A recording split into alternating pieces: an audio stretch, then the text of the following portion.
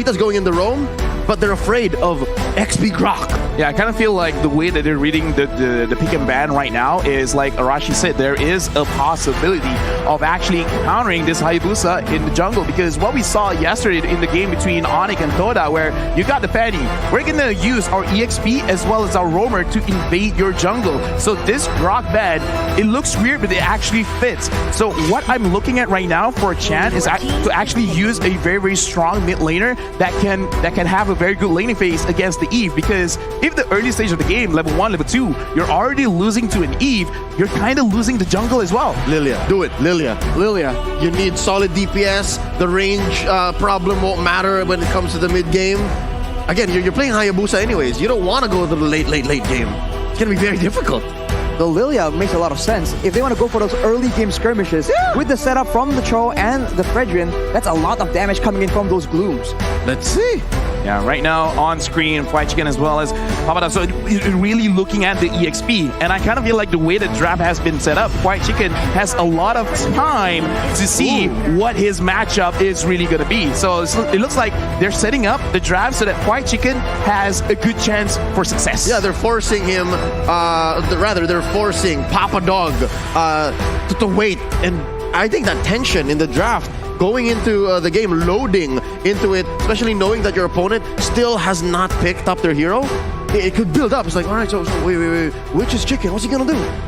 Well, for the Valley, it's a bit of a different approach right here. They don't go for any flexible picks. We know where each of these heroes are going to go. For sure. They think it's just that valuable that they don't mind exposing it. And in a way, now they can predict what will S11 take to try and counter the picks that are already so obvious. Yeah, no, there's a beauty in honesty. Like, this is such an honest draft. Yeah, speaking of honest, we haven't seen the Thamus, but we've definitely seen the Akai. Very, very strong even when you're losing. And I kind of feel like this is very good going up against the Hayabusa. Looks like they're going to end it off with the Xavier, second Xavier for the day. We've seen the damage. It's definitely going to be there. The problem is, can you actually find a space to deal the damage? Man, I hate to say it, but S11's draft is so similar to Occupy Thrones' draft. Yeah. Oh, yeah. And then RSG's draft from earlier, almost mirroring the Valley here. Wow. So, deja vu. I mean, most effective tactic available, I guess. I mean, It is what it is. if it's the most effective tactic, then all right, let's just use it. But they seem they seem confident. S11, they're going into this and they have a plan. Exactly. What happened earlier today has nothing to do with how they're facing off against the Valley. And I think with the Hayabusa being a big difference here, they have a better chance of maybe having a lot of pressure in the early game. Oh, yeah. Because we saw that the issue was the lack of snowballing in the previous match. Yeah. Well, right now I'm looking at the chase, right? Because you got a Hayabusa. You have a timer onto you. And speaking of time, let's go into the second game of the day between the Valley and S11 Gaming. Quick note as to where these junglers are going to start. And it's not a mirror start here. It's actually orange to purple. So both of the junglers starting in the top side of the map, trying to make sure that they are in the right area later on. We'll have to see for both teams which lane are they going to try and put their emphasis on as Erwin. Really looking for a bit of a disturbance onto Mobazane. And they force retry too. Yeah, that's very, very solid, because now they have a better chance to actually secure the Little Wanderer, which accelerates your level 4 capability. And right now, Fried Chicken as well as Papadog, it looks like Fried Chicken is really trying to hold off the lane, making it so that he gets his level a little bit slower, and perhaps at the second minute, gonna quickly cut the lane and then try to force a fight onto the turtle. Oh, already Jotun making his way. Well, he'll be able to get that Lethal Wanderer. We'll have to see, man. I mean, it's only level 2 right now, but the tension in the air. At any moment, any of these small skirmishes can burst out into a full-on team fight. As Jotun right here will be secure, but Mobazane actually makes a aggressive play, and that'll be a stun onto Erwin. He's able to escape right now, but for the Valley, they have secured control over the turtle area. So despite that Little Wanderer going over to S11, overall map-wise, the Valley walked away with more. Yeah, definitely. But right now, I'm really looking at the draft from S11. They have two ways that they got to play for it. If they can do both, it's great, because they got to chill for a single target lock along with the Hayabusa. If they can use that, they can create a lot of space for both Chan and Mile to actually get their items and scale up.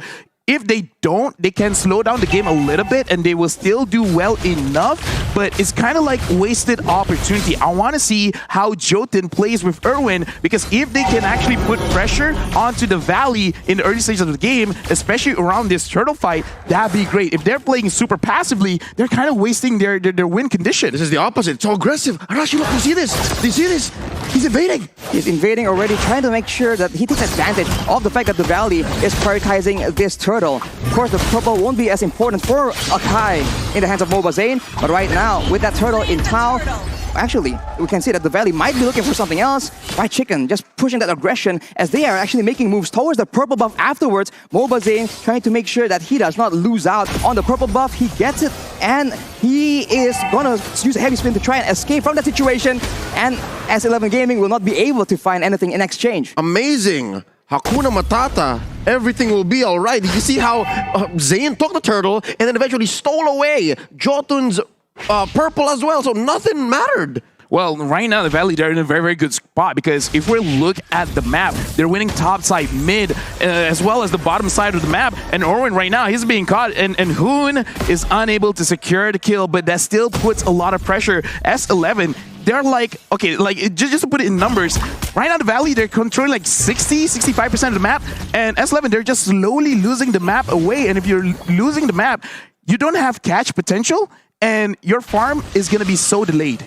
Exactly. And that's what makes the difference, because S11, going into the game, we said it in the draft, they want a snowball. With a lineup that has a Hayabusa, they need the snowball. Well, this mid-game might be what they need. Erwin going in, trying to find something, but Super Shark will be able to actually stave off that aggression. Mail goes for the clear, and that's the power of the Beatrix, being able to clear the wave so fast, and that allows S11 to find some breathing room. This is almost like just because the Valley could read what S11 is going to do, because we see like attempts, okay, Erwin go here, Erwin go there, but Super Shark is just there to mitigate the engagement. Yeah. And Fried Chicken, I don't need no help. I'm a Thanos. Yeah. 1v3 me. I can take it. That's as dead a lane as it gets, and I love it. That's coming from me. I'm an XP laner in game, so going into the mid game, where we're approaching the mid game, closing up into possibly the second to last turtle here, 10 seconds away. So far, the Valley has known how to respond to everything that S11 is doing. And am I right? The Mobile Zane steal it. Papa Dog now being the main target for the members of the Valley. He's able to escape though with that flicker. The heavy spin is being used by Mobile Zane, and Fried Chicken will be able to pick up that first blood, and that will be the Valley getting an advantage, and now they are going for more. Yeah, 4-minute first blood, that's great. What's not great right now is I have a general rule for assassins. If you don't do well early, then you're not going to contribute much into the game unless you find the specific target. It's easier said than done, because right now Hoon and Basic, I don't see them getting harassed. And if this continues, the Valley, they can really set up the map so that they can take whatever they want. S11, they got to find a way to make sure that they get a kill or an objective on the map. If not, they're really putting the Valley in a very, very good spot.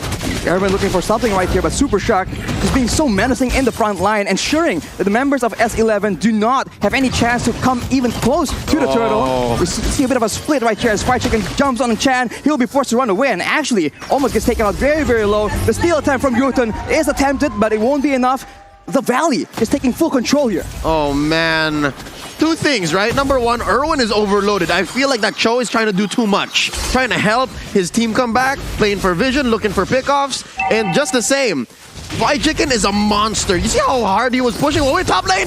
Top lane, Jotun goes in for an aggressive play. The Shadow Kill is being used, but there's 3 members there, way too much. The Ruin is being popped up, but Basic will be able to get a kill. The snipe from Mail is being used, but it won't be enough. The Valley takes out Jotun, and as you mentioned, Assassins not doing well in the early game. Right now, S11, they almost got to slow down and actually talk to each other, because it's right now, Erwin, like you said, overloaded. You want to catch who? Who do you want to catch? Because almost everyone is impossible to catch. Some minor mistakes from S11. Chan alone getting chased out by Fried Chicken. Mobile Zane dictating the jungle. There is nothing for Jotun. Level 10, Mobile Zane. Level 8, Jotun. And this is Akai that's rocking the jungle emblem without the cooldown reduction on the retry. So he has to make more I don't know, better time decisions. Exactly, yeah. Yeah, so that means Mobazin has evolved so much since we last saw him on the world stage.